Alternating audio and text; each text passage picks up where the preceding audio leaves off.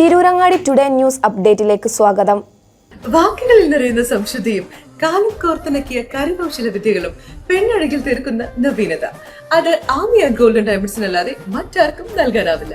Kerala design പണിക്കൂലി 2.5% മുതൽ, Bombay Kolkata design പണിക്കൂലി 5.9% മുതൽ, ആന്റിക് ടർക്കിഷ് ഡിസൈൻ പണിക്കൂലി 5.9% മുതൽ, കൂടാതെ വെഡിംഗ് പർച്ചേസുകൾക്ക് പ്രത്യേക സ്കീമുകൾ. Redefining elegance, crafted with traditional Amia Golden Diamonds, Bypass Road, Chaman. വാർത്തകൾ വിശദമായി. തിരൂരങ്ങാടി താലൂക്ക് ആശുപത്രിയെ സംസ്ഥാന സർക്കാർ ബജറ്റിൽ നിന്ന് പാടെ അവഗണിച്ചെന്ന് തിരൂരങ്ങാടി നഗരസഭ. താലൂക്ക് ആശുപത്രിയെ ജനറൽ ആശുപത്രിയായി ഉയർത്തുന്നതിന് ബജറ്റിൽ ഫണ്ട് വകയിരുത്താത്തത് രാഷ്ട്രീയ പ്രേരിതമാണെന്നും നഗരസഭ ആരോപിച്ചു. അടിസ്ഥാന സൗകര്യങ്ങൾ ഏറെ ഉണ്ടായിട്ടും താലൂക്ക് ആശുപത്രിയെ അവഗണിച്ചതും ഇതിൻ്റെ പകുതി പോലും അടിസ്ഥാന സൗകര്യങ്ങളോ രോഗി ബാഹുല്യമോ ഇല്ലാത്ത താനൂർ താലൂക്ക് ആശുപത്രിയെ ബജറ്റ് പ്രഖ്യാപനത്തിൽ ജില്ലാ ആശുപത്രിയായി ഉയർത്തിയതും തീർത്തും രാഷ്ട്രീയ പ്രേരിതമാണെന്ന് തിരൂരങ്ങാടി നഗരസഭ ആരോഗ്യ സ്ഥിരം സമിതി ചെയർമാൻ CP ഇസ്മായിൽ പറഞ്ഞു. 2000-നടുത്ത് രോഗികൾ ദിനംപ്രതി വരുന്ന താലൂക്ക് ആശുപത്രിയിൽ ഏറെ സൗകര്യവും കെട്ടിട സൗകര്യവും ഉണ്ടായിരുന്നിട്ടും ജനറൽ ആശുപത്രിയായി ഉയർത്താത്തത് തിരൂരങ്ങാടി മണ്ഡലം UDF ഭരിക്കുന്നത് കൊണ്ടാണെന്നും അതുകൊണ്ടാണ് അടിസ്ഥാന സൗകര്യത്തിൽ പിന്നിൽ നിൽക്കുന്ന മന്ത്രിയുടെ മണ്ഡലത്തിലെ താലൂക്ക് ആശുപത്രി ജില്ലാ ആശുപത്രിയായി ഉയർത്തിയതെന്നും അദ്ദേഹം പറഞ്ഞു. സർക്കാരിന്റെ നിലപാടിനെതിരെ നഗരസഭാ കൗൺസിൽ ശക്തമായ പ്രതിഷേധം രേഖപ്പെടുത്തിയിരുന്നു. ആരോഗ്യമന്ത്രിയോടക്കം ഇക്കാര്യം ആവശ്യപ്പെടുകയും അതിൽ ഉറപ്പു നൽകുകയും ചെയ്തിരുന്നെന്നും എന്നാൽ ഏറെ നിരാശാജനകമായ ബജറ്റാണ് സർക്കാരിന്റെ ഭാഗത്തു നിന്നും ഉണ്ടായിട്ടുള്ളതെന്നും സർക്കാരിന്റെ ഭാഗത്തു നിന്ന് ഉണ്ടായിട്ടുള്ളത് രാഷ്ട്രീയപരമായ വിവേചനമാണെന്നും CP ഇസ്മായിൽ പറഞ്ഞു. തിരൂരങ്ങാടി താലൂക്ക് ആശുപത്രിയുമായി ബന്ധപ്പെട്ട് സർക്കാരിൽ നിന്ന് നമ്മൾ പ്രതീക്ഷിച്ച ആനുകൂല്യങ്ങൾ ഈ 2025-26 വാർഷിക പദ്ധതിയിൽ ഉൾപ്പെട്ടില്ല എന്ന ബോധ്യത്തിൻ്റെ അടിസ്ഥാനത്തിലാണ് അങ്ങനെ പ്രമേയമെടുത്ത് നമ്മൾ സർക്കാരിലേക്ക് അയക്കേണ്ടി വന്നത്. നമുക്കറിയാം, തിരൂരങ്ങാടി താലൂക്ക് ആശുപത്രി എല്ലാ നിലയിലും വളരെയേറെ സൗകര്യങ്ങളോടുകൂടി നമ്മുടെ ജില്ലയിൽ തന്നെ ഏറെ ഔട്ട് വിഭാഗവും അതുപോലെ തന്നെ IP പേഷ്യൻ്റ് വിഭാഗവും സംഗമിക്കുന്നൊരു സ്ഥാപനമാണ്. നമ്മുടെ ജില്ലയിലെ പല താലൂക്കിൻ്റെ പരിസരങ്ങളിൽ നിന്നും തിരൂരങ്ങാടി താലൂക്ക് ആശുപത്രിയിലേക്കാണ് രോഗികൾ വന്നുകൊണ്ടിരിക്കുന്നത്. നമ്മളെ സംബന്ധിച്ചിടത്തോളം ഈ താലൂക്ക് ആശുപത്രിയുടെ നിലവിലുള്ള സൗകര്യങ്ങൾ, കെട്ടിട സൗകര്യങ്ങൾ ഉൾപ്പെടെയുള്ള നിലവിൽ നമുക്ക് ലഭ്യമായ സൗകര്യങ്ങൾ തന്നെ ഒരു ജില്ലാ അല്ലെങ്കിൽ ജനറൽ ആശുപത്രിയായി ഉയർത്താൻ പര്യാപ്തമായ സൗകര്യങ്ങളുള്ള കെട്ടിട സമുച്ചയങ്ങളും മറ്റ് സംവിധാനങ്ങളും നമുക്കുണ്ട്. എല്ലാ നിലയിലും ആവശ്യമായ എല്ലാ സംവിധാനങ്ങളും ഒരുക്കി ഒരു ജനറൽ ആശുപത്രിയുടെ വിജ്ഞാപനത്തിന് വേണ്ടി നമ്മൾ കാത്തിരിക്കാൻ തുടങ്ങിയിട്ട് വർഷങ്ങളായി. നേരത്തെ ബഹുമാനപ്പെട്ട നമ്മുടെ ആരോഗ്യ വകുപ്പ് മന്ത്രി ഉൾപ്പെടെയുള്ളവർക്ക് നഗരസഭയും അതുപോലെ തന്നെ HMCയും MLAയും ഒക്കെ ഇടപെട്ട് നേരിട്ട് പരാതികൾ ഇവിടെ വന്ന സമയത്തും തിരുവനന്തപുരത്ത് പോയിട്ടൊക്കെ ഞങ്ങൾ കൊടുക്കുകയും ഏതായാലും നമ്മൾ പരിഗണിക്കും എന്ന് അവരെ നമ്മളോട് ഉറപ്പ് നൽകുകയും ചെയ്തതാണ്. ഞങ്ങൾ ഏറെ പ്രതീക്ഷയോട് കൂടിയാണ് ഈ 2025-26 വർഷത്തെ ബജറ്റിന് നമ്മൾ കാത്തിരുന്നത്.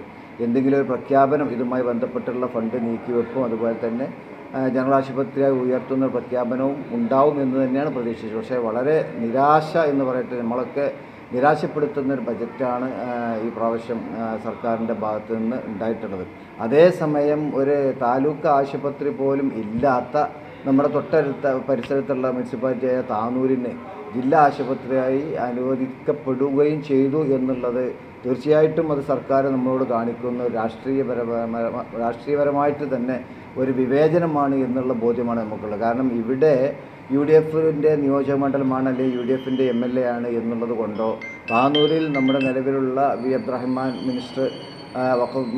മിനിസ്റ്ററുടെ മണ്ഡലമായി എന്നുള്ളത് കൊണ്ടുള്ളൊരു പരിഗണന ലഭിക്കുകയും അതേസമയത്ത് നമ്മുടെ ഈ ഒരു മണ്ഡലം അതിനേക്കാളേറെ എല്ലാ സൗകര്യങ്ങളും ഏറ്റവും കൂടുതൽ ആവശ്യങ്ങൾ ഉയർന്ന ഒരു ആശുപത്രി എന്നുള്ള നിലയ്ക്ക് അത് പരിഗണിക്കാതെ പോയത് തീർത്തും രാഷ്ട്രീയ പ്രേരിതമായ സർക്കാരിൻ്റെ തീരുമാനമാണ് എന്നുള്ള നിഗമനത്തിൽ തന്നെയാണ് കൗൺസിലും എത്തിച്ചേർന്നിട്ടുള്ളത്. ഇതിനെതിരെ ശക്തമായിട്ടുള്ള ഞങ്ങളുടെ പ്രതിഷേധം സർക്കാരിനെ അറിയിക്കുകയാണ്. തുടർന്നും സർക്കാർ ഭാവിയിലെങ്കിലും ഇതിൽ നിന്ന് പുറകോട്ട് പോകാതെ ഇവിടുത്തെ ആവശ്യങ്ങൾ പരിഗണിച്ച് ഇവിടുത്തെ രോഗികളുടെ ബാഹുല്യം കണക്കിലെടുത്തുകൊണ്ട് ഈ ഒരു ആശുപത്രി ജനറൽ ആശുപത്രിയായി ഉയർത്തുന്നതിനും നമുക്ക് നേരത്തെ ആവശ്യപ്പെട്ടുകൊണ്ടിരുന്ന ഫോറൻസിക് സർജൻ ഉൾപ്പെടെയുള്ള സ്പെഷ്യലൈസ്ഡ് ഡോക്ടർമാരുടെ അഭാവം വളരെയേറെ പ്രയാസം സൃഷ്ടിക്കുന്നുണ്ട്. അത്തരം നിയമനങ്ങൾ കൂടി ഉൾപ്പെടുത്തണമെന്നുണ്ടെങ്കിൽ ഇതൊരു ജനറൽ ആശുപത്രി ഉയർത്തിയെങ്കിൽ മാത്രമേ നിലവിലുള്ള സ്റ്റാഫ് പാറ്റേൺ കംപ്ലീറ്റ് ചെയ്തുകൊണ്ട് അല്ലെങ്കിൽ ആ രീതിയിലേക്ക് ഉയർത്തിക്കൊണ്ട് ഇതിൻ്റെ പോരായ്മ പരിഹരിക്കാൻ സാധിക്കുകയുള്ളൂ. നിലവിലെ താലൂക്ക് ആശുപത്രി വെച്ചിട്ടുള്ള പരിമിതമായ സ്റ്റാഫ് പരിമിതികൾ ഉൾപ്പെടുത്തിക്കൊണ്ട് ഈ ആശുപത്രി ഇനി മുന്നോട്ട് കൊണ്ടുപോവുക എന്നുള്ളത് വളരെയേറെ പ്രയാസമാണ്. മാത്രമല്ല ദൈനംദിന പ്രവർത്തനത്തിന് വളരെയേറെ പ്രയാസപ്പെടുന്നു. ഇന്ന് RSPY ഫണ്ടിൽ ഏകദേശം 7 കോടിയോളം രൂപയാണ് താലൂക്ക് ആശുപത്രിക്ക് സർക്കാരിൻ്റെ ഭാഗത്തു നിന്ന് ഇൻഷുറൻസ് ഇനത്തിൽ ലഭിക്കാനുള്ളത്.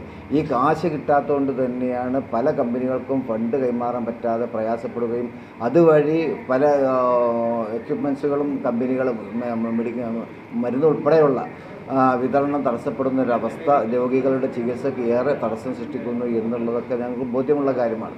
അപ്പോൾ ഇതിനൊക്കെ ഒരു പരിഹാരം ഉണ്ടാവണമെന്നുണ്ടെങ്കിൽ ഇന്ന് ജില്ലയിൽ തന്നെ ഏറ്റവും കൂടുതൽ തല ഉയർത്തി നിൽക്കുന്ന എല്ലാ സൗകര്യങ്ങളോടും കൂടിയുള്ള ഒരു ആശുപത്രി എന്നുള്ളവർക്ക് അടിയന്തരമായി ഇതിനെ ജനറൽ ആശുപത്രി ഉയർത്തണം എന്നുള്ളതാണ് ഐക്യകണ്ഠേന ഇന്നലെ കൗൺസിൽ എടുത്ത തീരുമാനം. ആ പ്രമേയം ഞങ്ങൾ സർക്കാരിലേക്ക് അയക്കാൻ വേണ്ടി തീരുമാനിച്ചിട്ടുണ്ട്.